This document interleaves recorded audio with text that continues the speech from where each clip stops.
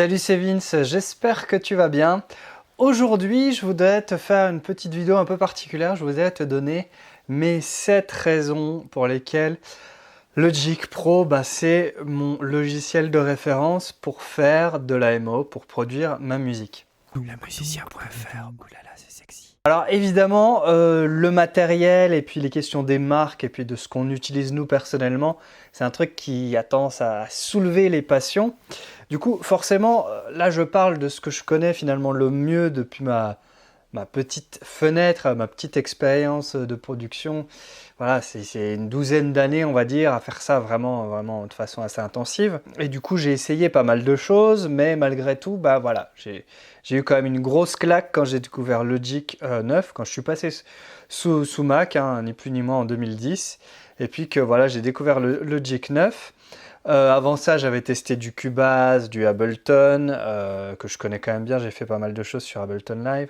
J'avais fait pas mal de choses aussi dans Reason 3 pour les anciens, voilà, j'ai même un peu effleuré Nuendo, deux, trois autres logiciels, mais voilà, du coup mon expérience forcément, elle est biaisée parce que pour moi c'est mon logiciel et c'est, si tu veux, le logiciel que je préfère pour produire ma musique, avec lequel évidemment je suis le plus efficace, mais ça tu me diras c'est aussi une question d'habitude. Toujours est-il que voilà, si tu te poses la question de savoir si Logic est peut-être pour toi ou pas, si tu es tombé sur certaines de mes vidéos et que ça t'intéresse, ça t'intrigue en tout cas de savoir si peut-être voilà, c'est un bon software, je vais te donner moi mon point de vue, mes raisons, sachant que si tu veux, hormis l'aspect personnel, l'expérience, le ressenti, puis voilà l'opinion qu'on peut se faire nous, il y a un truc qui est quand même assez particulier dans la situation de Logic, c'est-à-dire que si tu veux, à Ableton, ils ont un produit, c'est Ableton Live, c'est leur logiciel, voilà.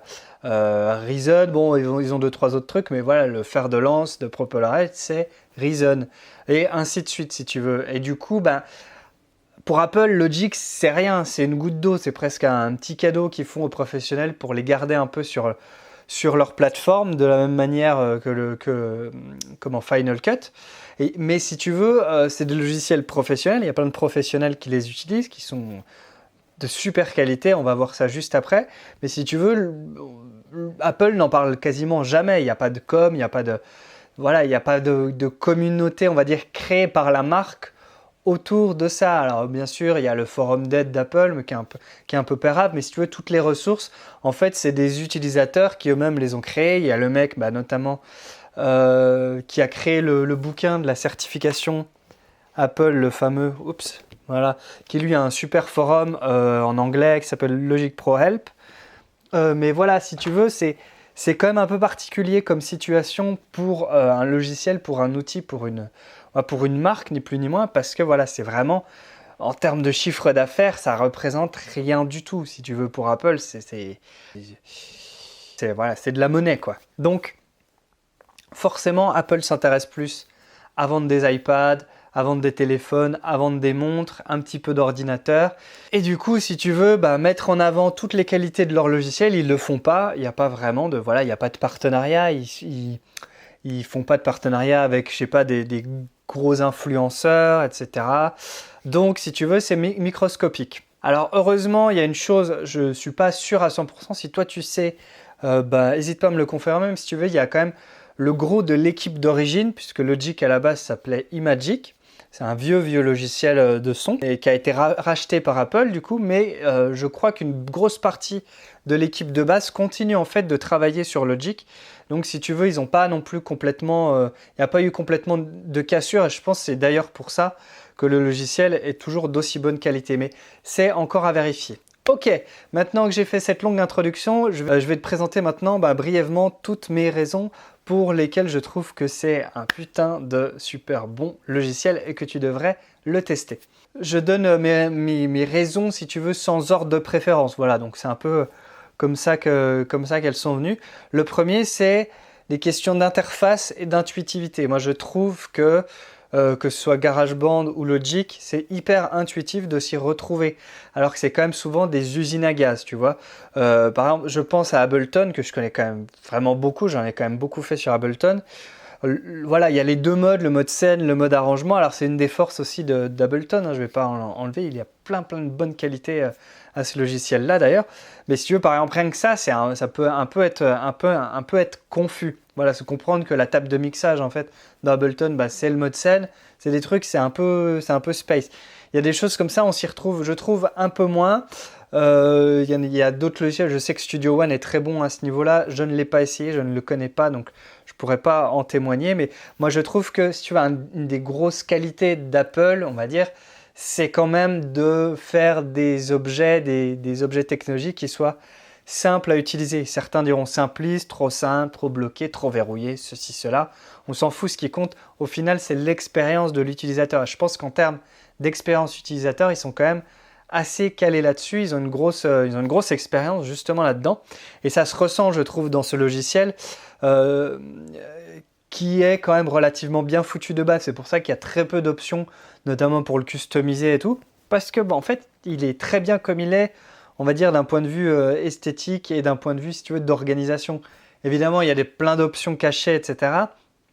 Mais bon, à un moment, tu es obligé un peu de créer des menus et des sous-menus.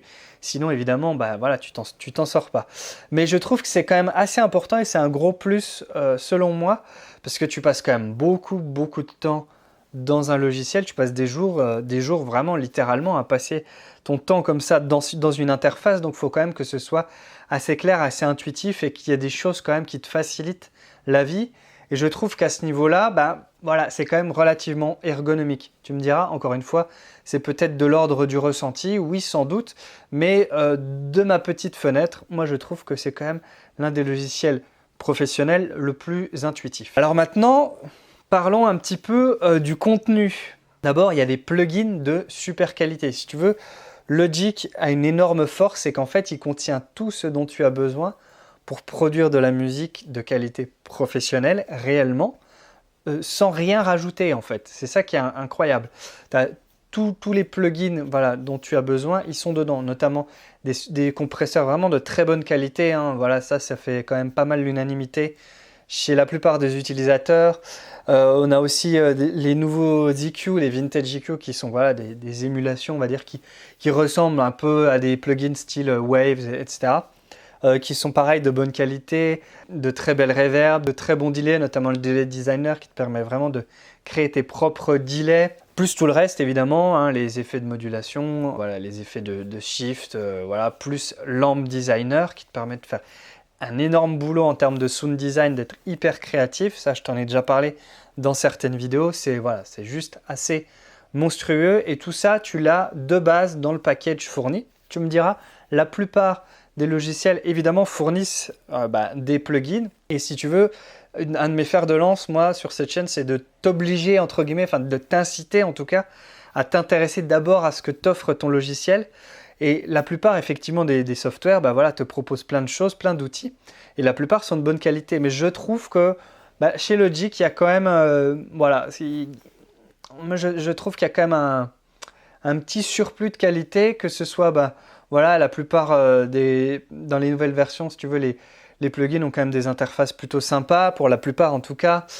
C'est encore une fois relativement intuitif. Alors bien sûr, quand tu es débutant, tu pannes rien et c'est bien normal, mais voilà, tu as une batterie d'outils à ta dispo pour faire ton mixage qui sont de très bonne qualité. Ensuite, évidemment, tu as tous les instruments. Alors voilà, je ne vais pas faire la liste, mais tu as Alchemy qui est juste une tuerie quoi, c'est un mini omnisphère en gros, donc voilà, que tu as inclus dedans. À la base c'était un synthé qui était vendu séparément et Apple a racheté la boîte et a intégré le synthé en gros dans Logic, ni plus ni moins. C'est pour ça que certaines personnes peuvent avoir Alchemy chez elles sur PC par exemple. Maintenant il est plus trouvable puisqu'ils ont racheté le truc, ils se sont appropriés ce synthé là, ils l'offrent maintenant dans Logic. Super synthé, voilà, voilà un jour que j'en parle vraiment longuement, mais tu as ça, tu as les rétrosynths, pareil, tu as plusieurs émulations de vieux synthés, comme d'habitude c'est des émulations, mais voilà, c'est cadeau, c'est dans ton logiciel, donc forcément c'est quand même cool. Tu as l'orgue, le B3, pareil, plein d'options, les Studio Strings, les Studio Horns, qui sont un peu MIDI, mais avec lesquels tu peux quand même bosser, mine de rien. Le piano électrique, les simulations de Rhodes, etc., pareil, au top. Qu'est-ce que tu as d'autre dans ma petite liste? L'Electrobeat, le Drum Machine Designer, voilà, tu as quand même pas mal de choses en termes aussi de rythmique.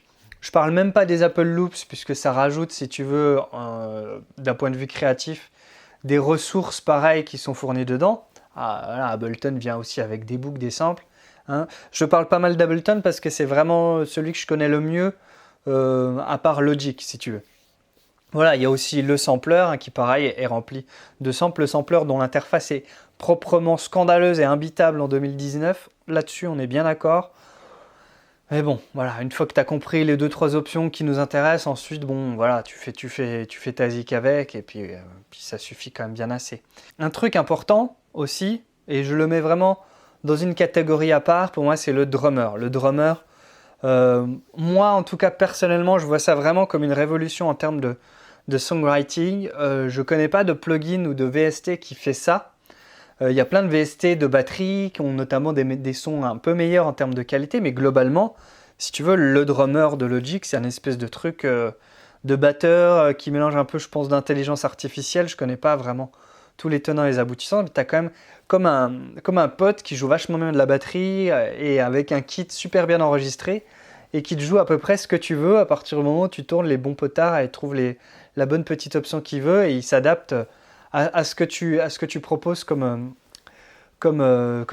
production. Enfin, moi, je trouve ça assez démentiel et ça a été évidemment enregistré par des super batteurs, par des ingé sons de ouf. Je crois que notamment, il y a un des mecs qui a réalisé des albums pour les Stones, pour Bruce Springsteen, etc., qui a juste enregistré des drummers pour Logic. Donc autant te dire que de base, quand même, le drummer sonne relativement bien, surtout qu'après tu as un mode multipiste sur lequel tu peux vraiment agir et faire un bon mix. Donc voilà, rien que ça en plus, et si tu veux, c'est un cadeau en plus, c'est un atout pour les personnes qui veulent faire de leur musique, si tu veux. Une autre chose, les mises à jour. Les mises à jour sont gratuites, donc c'est-à-dire que tu payes une fois voilà, pour Logic 9 ou une fois pour Logic 8 ou une fois pour Logic 10, ok. Ça évidemment, quand ils changent de chiffre d'itération, ok, tu payes le logiciel ou tu le repayes, certains diront. Mais hormis ça, après, tout le reste est gratuit. Donc toutes les mises à jour sont gratuites.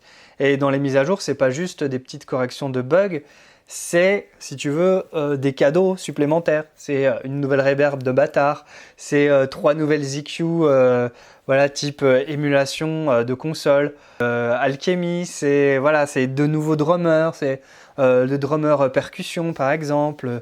C'est les multi-effets aussi, le Step FX et le Fat FX aussi, qui sont des multi-effets pareil, démentiels, avec lesquels tu peux faire plein de choses. Tout ça, c'est cadeau dans les mises à jour en fait. Et enfin, ça a une valeur de malade quoi. Et tous les ans, tu as au moins 1 ou 2 mises à jour comme ça qui rajoutent des petites fonctionnalités, des petits trucs en plus qui vont te permettre comme ça d'améliorer, si tu veux, de pimper encore plus ton Logic et finalement de rajouter encore des outils, plein de choses dans ta trousse à outils et qui font que finalement Logic se suffit vraiment à lui-même. Alors encore une bonne raison, je trouve, d'utiliser Logic ou du moins de l'essayer.